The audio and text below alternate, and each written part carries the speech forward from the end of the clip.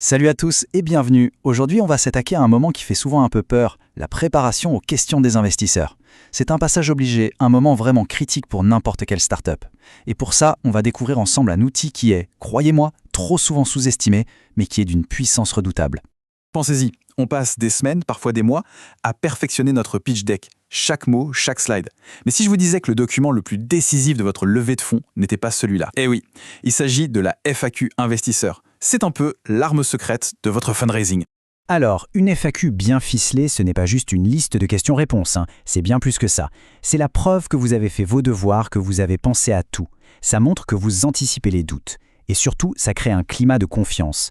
C'est une démarche qui vous permet de prendre les devants, de garder le contrôle de la discussion. Bon, pour vraiment bien répondre à leurs questions, la première étape, c'est de se mettre à leur place, d'essayer de penser comme eux. Parce que vous allez voir, derrière les tableurs Excel et les chiffres, il y a toute une dimension psychologique à saisir. Et ça nous amène au concept de relations investisseurs. C'est un peu le jargon, mais c'est fondamental. La FAQ, en fait, c'est une pièce centrale de cette communication stratégique. L'objectif, il est simple, donner une info qui est fiable, qui rassure et qui va construire la crédibilité de votre projet sur le long terme. Cette citation, elle dit tout. Le capital risque est une histoire d'homme.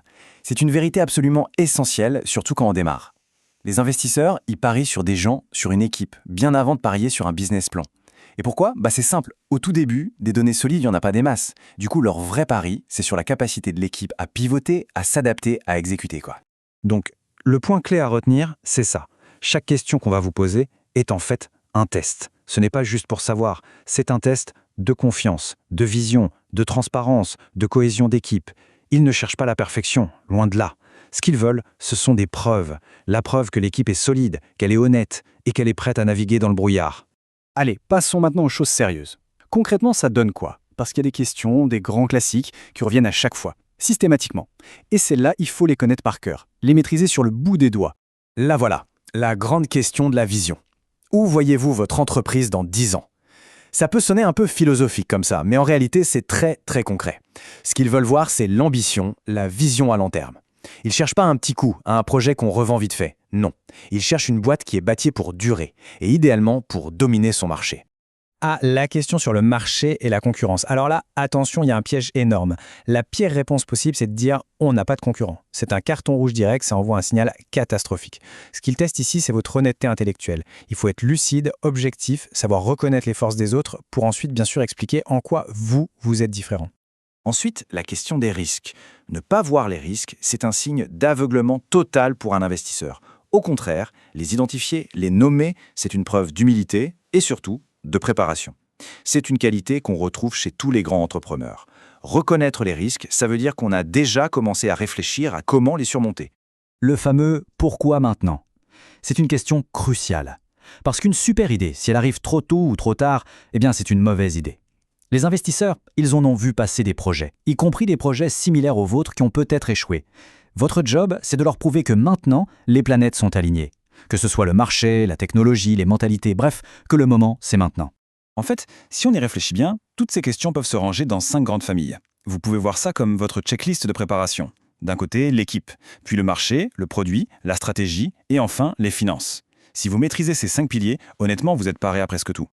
Ok, maintenant qu'on a vu le quoi, c'est-à-dire les sujets à maîtriser, on va s'intéresser au comment. Parce que la façon de répondre, le ton, la posture, c'est tout aussi important que le fond pour construire cette crédibilité dont on parle depuis le début.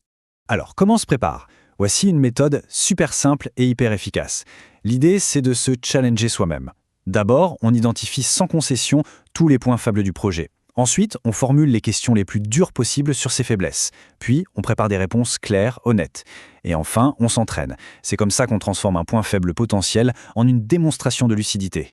Ce tableau, il résume bien les choses à faire et à ne pas faire. Le mot d'ordre, c'est clarté et sincérité. On oublie le jargon technique qui impressionne personne. On est simple, direct, concis. Et surtout, on n'essaye jamais de cacher la poussière sous le tapis. La transparence, ça paye toujours à la fin. Il n'y a qu'un seul mot d'ordre, l'empathie. Cette phrase résume tout en fait. Il faut vraiment se mettre dans leurs chaussures. Si j'étais eux, de quelle info j'aurais besoin pour être en confiance ? Quelle serait ma plus grande peur ? Quand on commence à réfléchir comme ça, notre discours s'ajuste presque tout seul et devient beaucoup plus percutant. Bon, pour terminer, voyons où ce fameux document, cette FAQ, trouve sa place dans le processus très formel de la levée de fonds. Et on va voir aussi ce que sa simple existence dit de vous, les fondateurs. Regardez bien cette image. C'est une checklist typique d'une data room professionnelle. Et que voit-on au point 1.4 ?